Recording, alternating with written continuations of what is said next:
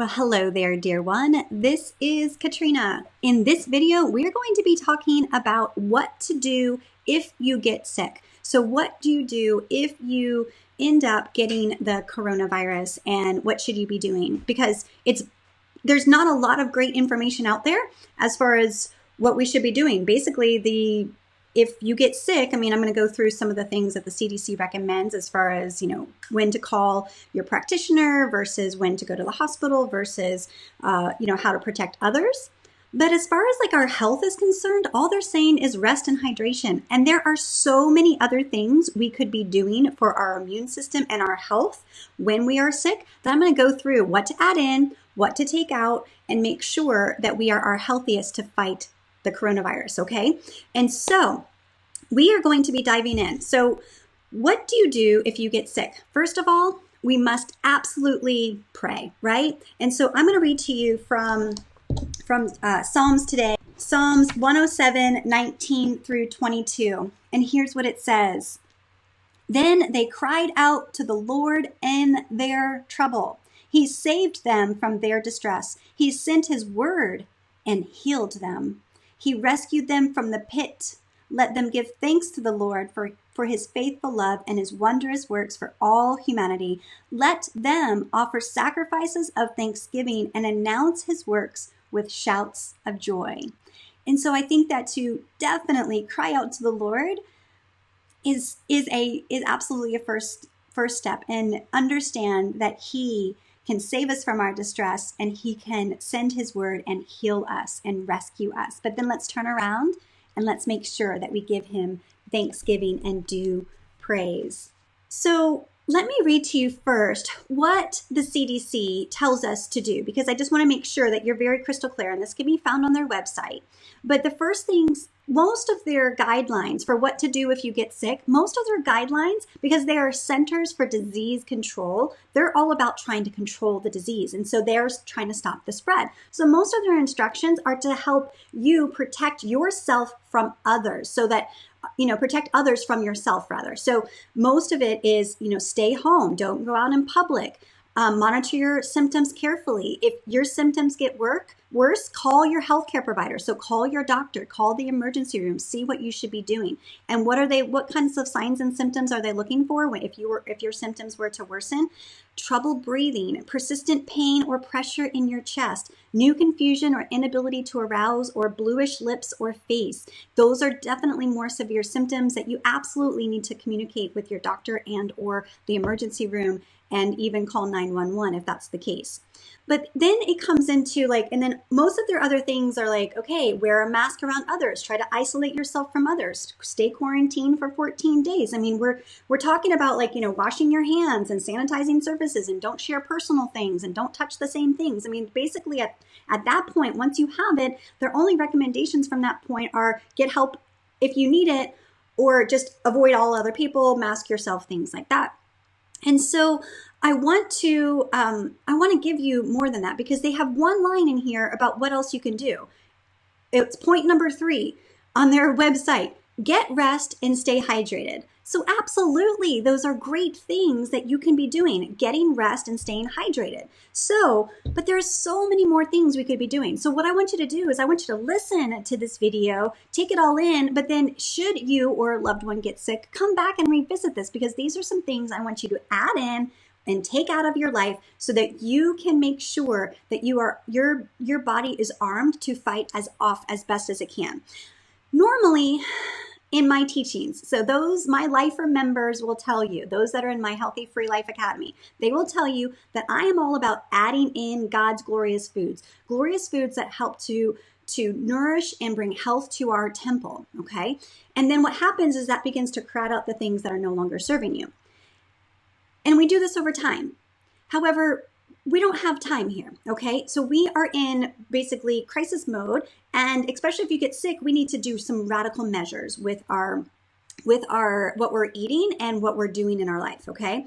And so I'm going to give you some things to add in, but I got to be straight with you. There are things we absolutely need to take out in moments of sickness. And even if you could do these things beforehand to prepare, even better. You're going to be doing amazing things for your body. So let's first talk about what we're going to be adding in. let's first talk about what we're going to be adding in. And let me come over here and tell you what we're going to be adding in. First, they said it, rest and hydration. So like, I know that for some, I've heard reports of friends of mine who have loved ones, and this virus can knock you out. And so resting and getting lots of rest and sleeping and, staying in bed, this is what your body needs. That's one of the biggest ways that we can help our body to fight off, is by getting rest at that point. Adding in water. Hydration is critical. Not only anytime you get sick, but especially with this one, there is increased mucus production when it comes to this virus. It kind of attacks the lungs, is one of the things that it does, and it increases mucus production, and it can get very thick. And so keeping your hydration in, like lots of water, minimum of 64 ounces. I would even go up to 100 ounces, especially when sick. And listen, it's going to be really hard to get in fluids during this time when you don't feel good. But I want to tell your loved one, like, make me drink water. Like, we must drink water, and hot herbal teas, whatever it feels good to get in all the water that you can. 64 to 100 ounces would be ideal. Again, start now, okay? And you can also add in bone broth. So I'm waiting for my shipment of meat from Butcher Box this week, and I ordered some whole chickens. I'm going to be making bone broth this week in preparation should our family get sick.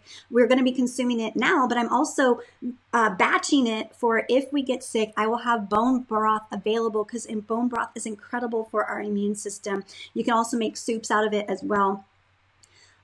I want you to also eat the rainbow. I've talked a lot about food in several of these episodes, and food is so vitally important, especially when we get sick. We're talking about veggies and fruit.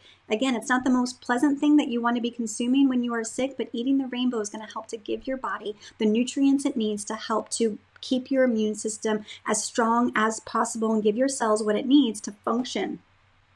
And then if it feels good, also look at whole grains or beans as an option as well. Keeping up your protein can help with energy also. Again, one of the things we can do is, if we are sick, like before we are sick, these are things that we could potentially be stocking up for. Because I will tell you, I am the primary cook in the house. Yes, my husband can cook, but he's like a convenience kind of a cooker, right? And so if I'm going to want some nourishing meals for if I or somebody in my family gets sick, then we are going to want to make sure that our freezer has some meals in it to go to when we are ill, because what we don't want to be doing is eating foods that are bringing our health down. And so that brings us to, what do we need to take out? Again, I'm not normally a don't eat this kind of a girl. I normally help you to add in glorious things, and then those things that don't serve you begin to remove themselves. But in this case, we need to do these things. And so here's what I want to share with you, that if you get sick, or even start now, I want you to consider not drinking any caffeine when you are sick, okay? Caffeine is a stressor to our body. It is not helping our immunity at all. No alcohol. I want you to completely eliminate refined sugar. Sugar decreases your blood cell production, which are the cells within your body and your immune system that help to go and fight off the virus, fight off pathogens, okay? And when we consume sugar, it is shown within 30 minutes to suppress your immune system. Do not consume sugar. Like, I don't think my mother knew this, because when I would get sick, she would give me all the treats. She would give me like Sprite, and she would give me sherbet. Do you say sherbet or sherbet? Like, she would give me sherbet and Sprite.